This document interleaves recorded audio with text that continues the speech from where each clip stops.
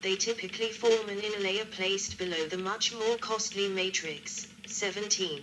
To prevent extensive damage to it should the metal layer strongly deform but not defeat a penetrator. They can also be used as the backing plate for the matrix itself, but this compromises the modularity and thus tactical adaptability of the armor system. Ceramic and metal modules can then no longer be replaced independently. Furthermore, due to their extreme hardness, they deform insufficiently and would reflect too much of the impact energy, and in a too wide cone, to the ceramic tile, damaging it even further. Metals used include a tungsten alloy for the Challenger 2-18, or, in the case of the M101H, heavy armor, and later American tank variants, a depleted uranium alloy. 19. Some companies offer titanium carbide modules. These metal modules function on the principle of perforated armor, typically employing perpendicular rods, with many expansion spaces reducing the weight by up to 1/3 while keeping the protective equalities fairly constant.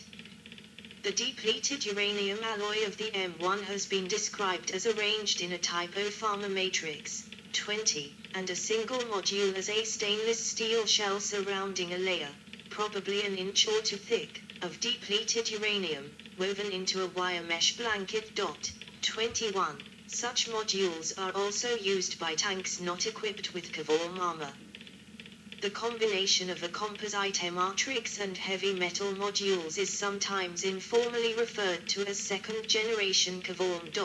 22. Development and application. British Army Challenger 2. The concept of ceramic armor goes back to 1918, when Major Neville Monroe Hopkins discovered that a plate of ballistic steel was much more resistant to penetration if covered with a thin, 1-2 mm, layer of enamel. 23. 24. Further, the Germans experimented with ceramic armor in World War I. 25. Since the early 1960s there were, in the US, extensive research programs ongoing aimed at investigating the prospects of employing composite ceramic materials as vehicle armor. 26. This research mainly focused on the use of an aluminium metal matrix composite reinforced by silicon carbide whiskers, to be produced in the form of large sheets. 27. The reinforced light metal sheets were to be sandwiched between steel layers. 28. This arrangement had the advantage of having a good multiple hit. The most recent US Army M1 Abrams capability and of being able to be curved, allowing the main armor to benefit from a sloped armor effect. However, this composite with a high metal content was primarily intended to increase the protection against KE penetrators for a given armor weight. Its performance against shaped charge attack was mediocre and would have to be improved by means of a laminate-spaced armor effect as researched by the Germans within the joint MBT-70 project. 29. An alternative technology developed in the US was based on fuse of glass modules to be inserted into the main armor winking SAT Smiley 28, although this arrangement offered a better shaped charge protection, its multiple hit capability was poor. A similar system using glass inserts in the main steel armor was from the late 50s researched for the Soviet Object 430 prototype of the T-64 winking SAD Smiley 30. This was later developed in Toth combination K-type, having a ceramic compound mixed with the silicon oxide inserts, which offered about 50% better protection against both shaped charge and KE penetrator threats, relative to steel armor of the same weight. 31. It was, later in several improved forms, incorporated into the glacis of many subsequent Soviet main battle tank designs. After an initial period of speculation in the West as to its true nature, the characteristics of this type were disclosed when the dissolution of the Soviet Union in 1991 and the introduction of a market system forced the Russian industries to find new customers by highlighting its good qualities. Winking SAD Smiley 32, it is today rarely referred to as Chobham armor. Special armor much more similar to Chobham appeared in 1983 under the name of BDD on the T-62M. Upgrade to the T-62 was first integrated tow and armor array in 1986 on the T-72B, and has been a feature of every Soviet/Russian MBT since. In its original iteration, it is built directly into the cast steel turret of the T-72 and required lifting it to perform repairs. 33. The British MBT-80 main battle tank was planned to field Chobham armor. Before being cancelled in favour of the Challenger 1 in the United Kingdom, another line of ceramic armour development had been started in the early 1960s meant to improve the existing cast turret configuration of the Chieftain that already offered excellent heavy penetrator protection. The research by a team headed by Gilbert Harvey, 34, of the Fighting Vehicles Research and Development Establishment, FVRDE. Therefore was strongly oriented at optimizing the ceramic composite system for defeating shaped charge attack. 35. The British system consisted of a honeycomb matrix with ceramic tiles backed by ballistic nylon. 36. Placed on top of the cast main armor. 28. In July 1973, an American delegation, in search of a new armor type for the XM815 tank prototype, now that the MBT-70 project had failed, visited Chobham Common to be informed about the British system, the development of which had then cost about £6 million. Earlier information had already been divulged to the US in 1965 and 1968. 37. It was very impressed by the excellent shaped charge protection combined with the penetrator impact damage limitation, inherent to the principle of using tiles. The Ballistic Research Laboratory at the Aberdeen Proving Ground, which later became a part of the Army Research Laboratory, initiated the development of a version that year named Burlington, adapted to the specific American situation, characterized by a much higher projected tank production run and the use of a thinner rolled steel main armor. The increased threat posed by a new generation of Soviet-guided missiles armed with a shaped charge warhead, as demonstrated in the Yom Kippur War of October 1973, when even older generation missiles caused considerable tank losses on the Israeli side, made Burlington the preferred choice for the armor configuration of the XM-1. The renamed XM815 prototype. 38.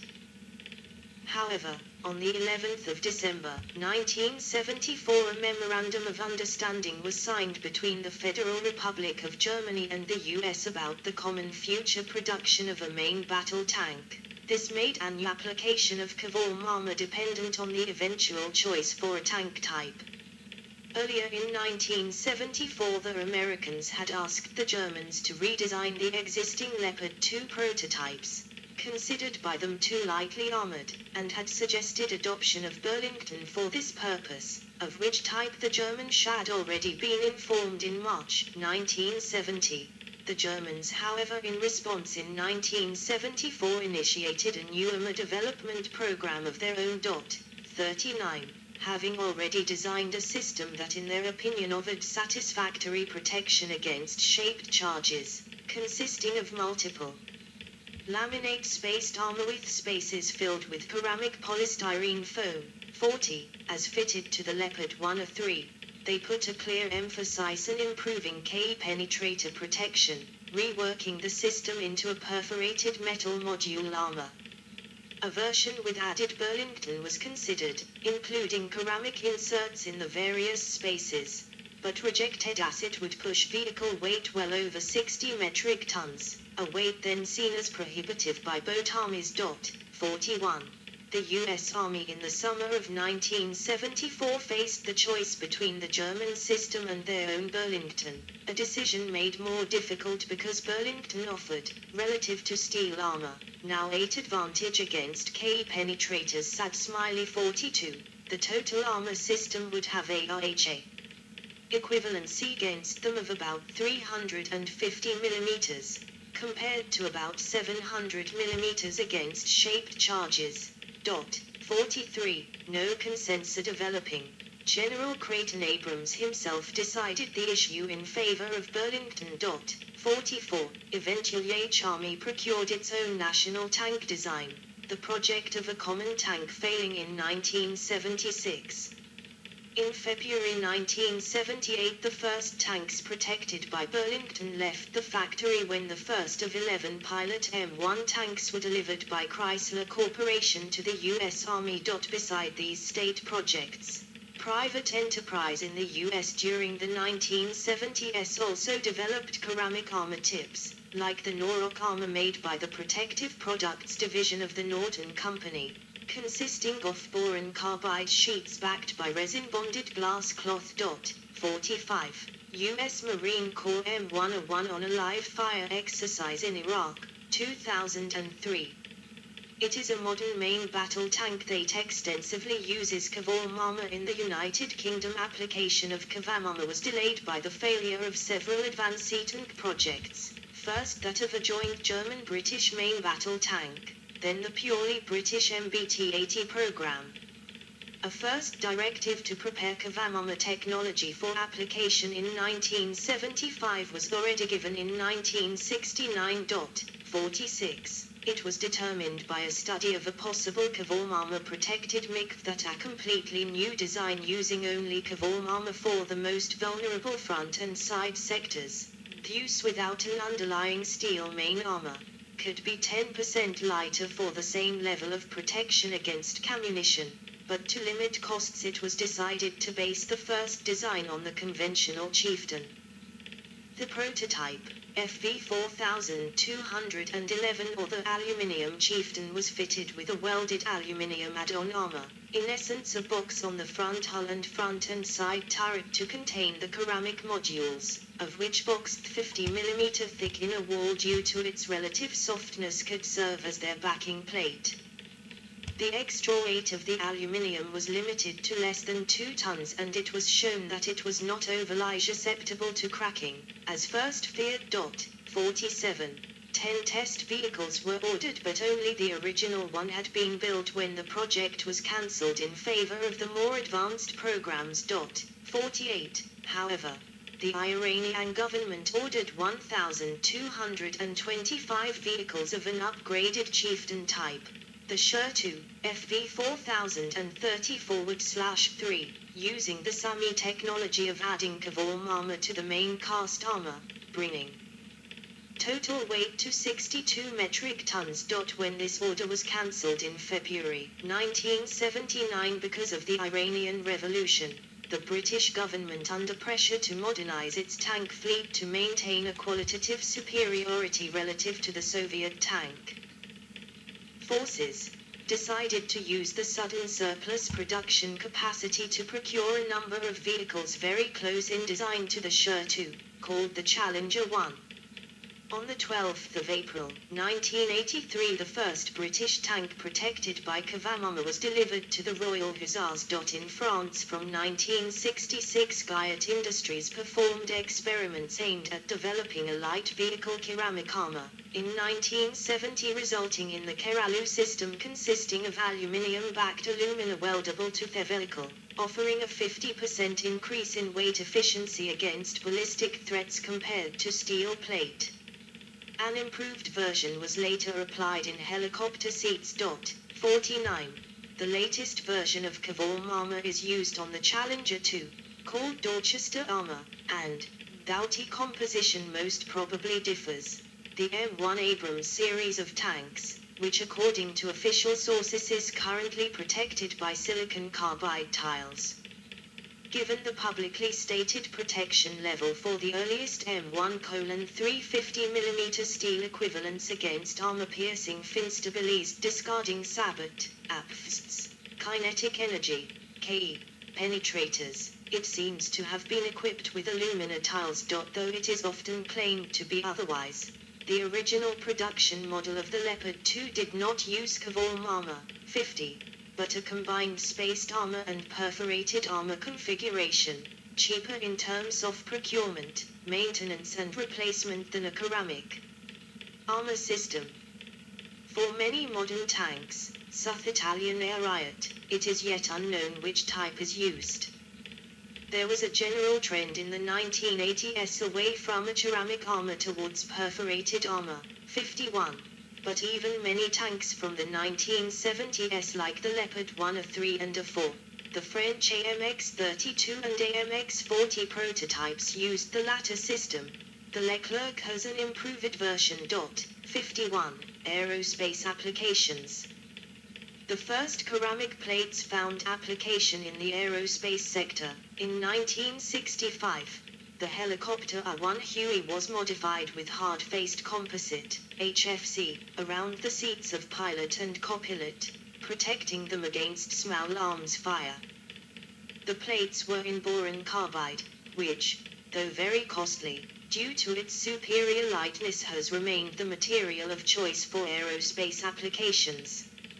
An example among many, the modern V-22 Osprey is protected similarly.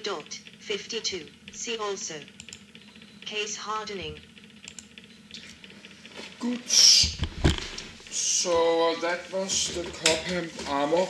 The modern third generation tanks have that, so they're researching that in the future to make this armor better and stronger. It's 10 AM, I'm still not awake, but English is not my mother language, so it's not so easy to me just to talk a lot about. But this video is not just about to talk about everything I'm reading. I do this in my Danish language. I will make a video in Danish about this Chobham armor.